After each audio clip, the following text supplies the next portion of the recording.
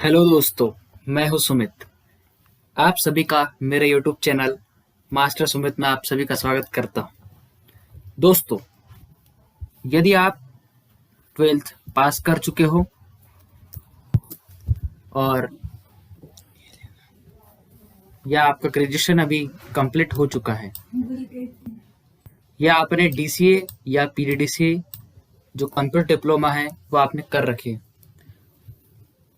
और आप अभी भी कंफ्यूजन में हैं कि आप आगे अपना करियर कैसे बना सकते हैं और आगे आप सरकारी नौकरी पाना चाहते हैं, तो सरकारी पाने के लिए सबसे आसान और बेहतरीन तरीका एक जो तरीका है वो आप उस एग्ज़ाम का नाम मैं आपको बताने जा रहा हूँ, जिसके यदि आप जिस एग्ज़ाम को यदि आप क्रैक कर लेते हो तो आप बेहतरीन आपके करियर पा सकते हैं।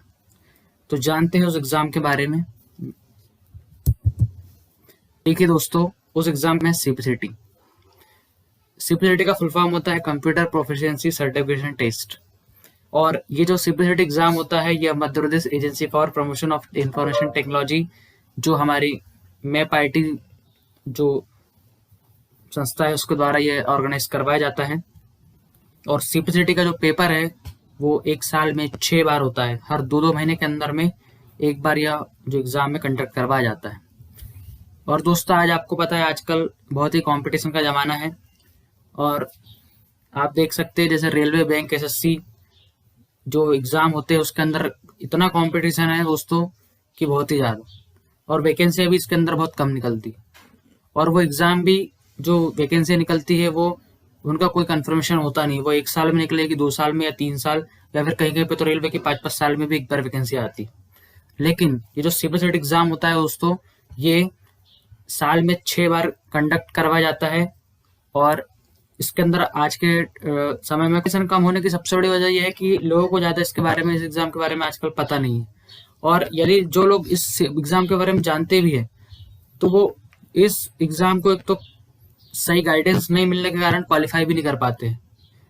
तो इस एग्ज़ाम के बारे में पूरे डिटेल्स मैं आपको शेयर करना चाहूँगा और मैं आशा करूँगा कि यदि आप मेरी बात समझ पाते तो शायद आप इसको आप अपना करियर ऑप्शन से एक अच्छा बना पाएंगे।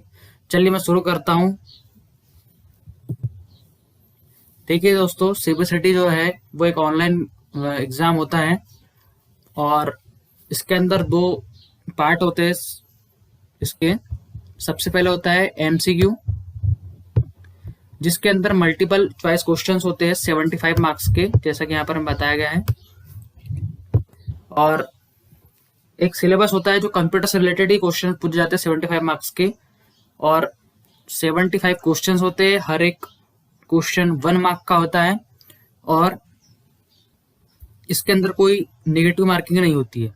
और आपको इस पोर्शन को यदि क्वालिफाई करना होता है तो इस 75 में से 50% मार्क आपको लाएंगे, तभी आप सीपीसीटी क्वालिफाई कर पाएंगे। जैसे 75 का जो 50% होगा वो होगा 37.5 मार्क्स के बराबर इक्विवेलेंट।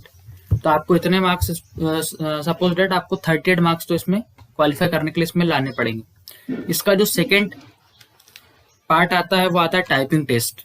टाइपिंग टेस्ट दो टाइप की टाइपिंग होती है, एक तो इंग्लिश टाइपिंग होती है और एक हिंदी टाइपिंग होती है। इंग्लिश टाइपिंग और हिंदी टाइपिंग दोनों में ही जो टाइम ड्यूरेशन होता है वो 15-15 मिनट का टाइम ड्यूरेशन दिया जाता है।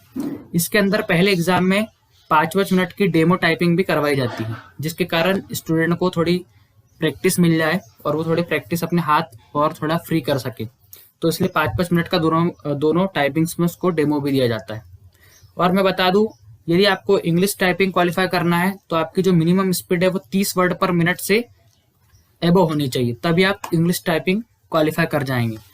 और यदि आपकी हिंदी टाइपिंग में आपकी स्पीड 20 वर्ड पर मिनट से ऊपर होती है तभी आप हिंदी टाइपिंग जो है उसमें क्वालिफाई मानी जाएंगे। तो दोस्तों, ये तीनों मैंने जो पार्ट पर बताया आपको, एमसीक्यू, उसके बाद में दोनों टाइपिंग। जब यदि आप एमसीक्यू में, यदि मैं एक एग्जांपल देना चाहता हूँ आपको, यदि कोई स्टूडेंट है वो एमसीक्यू क्वालिफाई कर लेता है और इधर से वो हिंदी या इंग्लिश टाइपिंग में से एक ही टाइपिंग क्वालिफाई कर पाता है तो उससे सीपीसीटी सर्टिफिकेट मिलता है। लेकिन उसे सीपीसीटी सर्टिफिकेट में उसके वो पास हिंदी टाइपिंग से ही माना जाएगा। और यदि कोई स्टूडेंट ने इंग्लिश टाइपिंग क्वालिफाई करता है और एमसीक्यू भी क्वालिफाई करता है तो भी उसे सर्टिफिकेट दिया जाएगा, लेकिन उसे क्वालिफाई सिर्फ इंग्लिश टाइपिंग में माना जाएगा। और बहुत से बच्चे तो हिंदी इंग्लिश दोनों टाइपिंग में भी क्वालिफाई कर जाते हैं। ठीक है दोस्त। और इसके बाद मैं बताना चाहूंगा कि सीपीसीटी के करियर ऑप्शंस कहाँ कहाँ पर है। आजकल जो मध्य प्रदेश के अंदर जो व्यापम है, व्यापम में जैसे पटवारी का एग्जाम हो गया, या डेटा एंट्री ऑपरेटर के लिए जो कलेक्टेड में जो वैकेंसी निकलती है, तो इसके लिए जो है सीपीसीटी का सर्टिफिकेट बहुत ही जरूरी हो गया है। और साथ में कंप्यूटर डिप्लोमा भी आजकल मांगने लगे हैं। तो जो स्टूडेंट 12th पास है वो इसे अपना एक करियर ऑप्शन अच्छे से डिसाइड कर सकते हैं सीपीसीटी को। जो ग्रेजुएशन कर चुके हैं यदि वो भी करना चाहते हैं तो वो भी उनके लिए बहुत अच्छा ऑप्शन हो सकता है सरकारी नौकरी पाने का सीपीसीटी। और जो डीसी पीटीडीसी कर रहे हैं या कर चुके हैं या अभी करंट में कर रहे हैं, वो भी यदि सीपीसीटी को आगे टारगेट करते हैं तो उनके लिए भी बहुत अच्छी एक अपॉर्चुनिटी होगी सरकारी नौकरी लेने की। बहुत ही आसान तरीका है दोस्तों। यदि आप इतना क्वालिफाई कर लेते हो और आपका सीपीसीटी का सर्टिफिकेट होता है तो सरकारी नौकरी क्या बहुत ही पास लेने के लिए बहुत ही पास पहुंच जाएंगे, और इसमें कंपटीशन भी कम है। ठीक है दोस्तों, आगे मैं बात करूंगा सीपीसीटी के सिलेबस की। देखिए दोस्तों, ये सीपीसीटी का सिलेबस आपके सामने मैंने यहाँ पर दिख रहा है, जिसके अंदर सबसे पहले आता है फेमिलियरिटीज विथ कंप्यूटर सिस्टम्स। इसके अंदर बेसिक कंप्यूटर के जो फंडामेंटल होते हैं, फंडामेंटल ऑफ कंप्यूटर से क्वेश्चंस होते हैं, जैसे कि इनपुट डिवाइस, आउटपुट डिवाइस, और जो हिस्ट्री ऑफ कंप्यूटर होता है, ये सब चीजें जो बेसिक चीजें होती है कंप्यूटर से रिलेटेड, ये सभी इसके अंदर पूछी जाती है। ठीक है, जो मैंने आपको 75 मार्क्स का बताया था ना एमसीक्यू, उसी का सिलेबस मैं डिस्कस कर रहा हूँ यहाँ पे। इसके बाद में आता है knowledge of basic computer operations. ये जो कंप्यूटर के अंदर जो हम ऑपरेशंस करते हैं ना, छोटे मोटे, जैसे उसको स्टार्ट करना, उसको बूट करना, कि बूटिंग प्रोसेस क्या होता है, ये सभी चीजें कंप्यूटर से रिलेटेड जो कंप्यूटर में प्रोसेस होती है, वो सभी जो चीजें हैं उसे सिलेबस में रखा गया है। इसके पश्चात आता है Microsoft word, Microsoft power point और माइक्रोसॉफ्ट एक्सेल। इससे भी लगातार सीपीसीटी के प्रीवियस ईयर क्वेश्चन पेपर में क्वेश्चन देखने को मिलते हैं। यदि आपका Microsoft word, Microsoft power point और माइक्रोसॉफ्ट एक्सेल अच्छे से आपको बनता है, पूरे आपको बेसिक फंडामेंटल आपके क्लियर है, तो आप सीपीसीटी में 10 से 15 मार्क्स तो इजीली गेन कर पाएंगे। इसके बाद में इंटरनेट भी सिलेबस में दिया रखा है।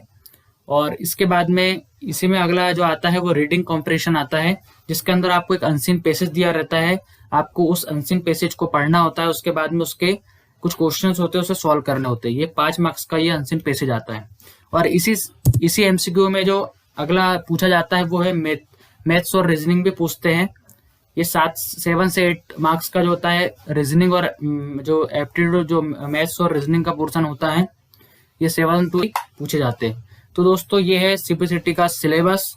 और यदि आपको लगता है कि आप सीपीसीटी आपका टारगेट रखना चाहते हैं और इसको सिलेबस जो सिलेबस है इसको आप क्वालिफाई करना चाहते हैं, सिलेबस पूरा कंप्लीट करना चाहते हैं, तो मैं एक एक कर सिलेबस मैं खुद भी सीपीसीटी क्वालिफाई कर चुका हूं, और आपको मैं अच्छे से गाइड कर सकता हूं कि सीपीसीटी में एक एक चीज़ मैं आपको पढ़ाऊंगा आगे।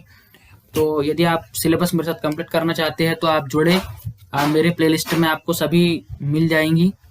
एक एक करके जो सिलेबस है वो कंप्लीट करते मैं पढ़ाऊंगा आपको।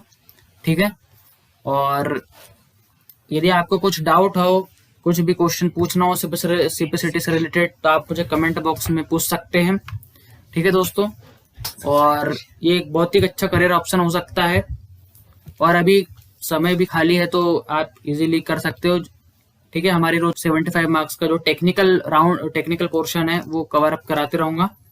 ठीक है दोस्तों, यदि आपको मेरी एडवाइस अच्छी लगती हो तो प्लीज मेरे जो वीडियो है उसको लाइक कर दे, शेयर कर दे और सब्सक्राइब कर दे। थैंक यू दोस्तों।